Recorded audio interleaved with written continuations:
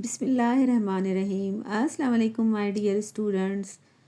अब mid term के exam में ये जो क्वेश्चन आया है, ये क्वेश्चन बच्चों को मुश्किल लग रहा था, तो मैंने सोचा इस क्वेश्चन को सॉल्व करते हैं। अब हम इस क्वेश्चन को सॉल्व करेंगे। अब कैसे सॉल्व करेंगे, देखिए, ये दो लाइन है, इन दो लाइंस को दो लाइंस ही इंटरसेक्ट करेंगे, तो इससे बनने वाले एंगल्स जो बनते हैं उसमें ये दो जो एंगल है, जो हम एक्स की वैल्यू फाइंड कर रहे हैं, इसमें ये दो एंगल अल्टरनेट एंगल्स हैं।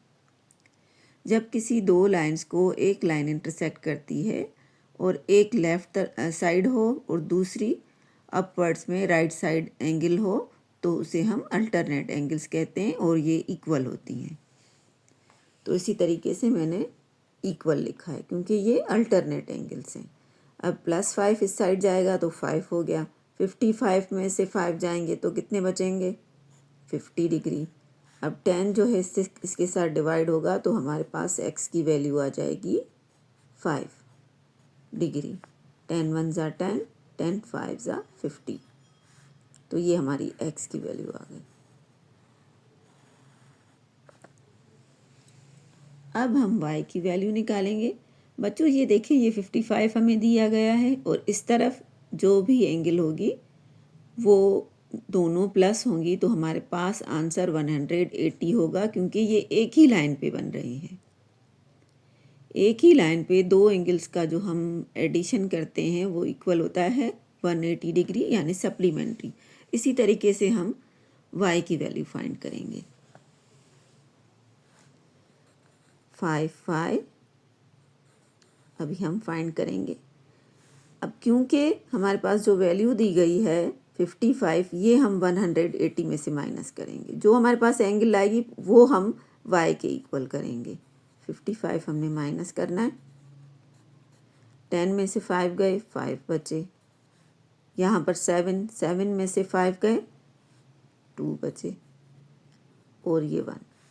तो हम 5 को 125 डिग्री के साथ जो है सॉल्व करेंगे। अब y is equal to 125 degree upon 5 degree. y is equal to हमारे पास आ जाएगा 5 1 ज़ा 5, 5 2 ज़ा 10, 5 5 ज़ा 25। तो हमारे पास y आ गया 25 degree.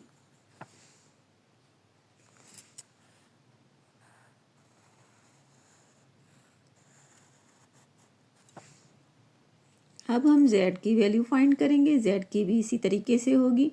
5z minus 5 whole degree है 55 के।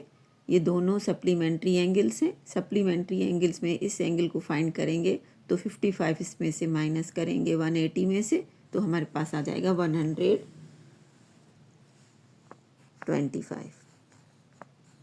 ये आ गया 180 minus 55 degree is equal to 125 degree. इसको हम इक्वल करेंगे z के साथ, तो हमारे पास z है z minus 5 whole degree is equal to 125 degree.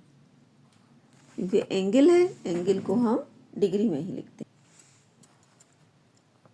हैं। z is equal to 125 minus है 5, इस तरफ आएगा तो प्लस का हो जाएगा, +5। तो z डिग्री हमारे पास क्या आ जाएगी, 130। तो z की वैल्यू हमारे पास आ गई 130।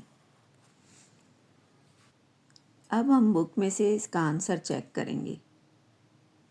बहुत से बच्चे कहते हैं कि मिस बुक में आंसर गलत होते हैं, तो मैं बार बार बच्चों को यही बात कहती हूँ कि बेटा बुक में आंसर सही होते हैं।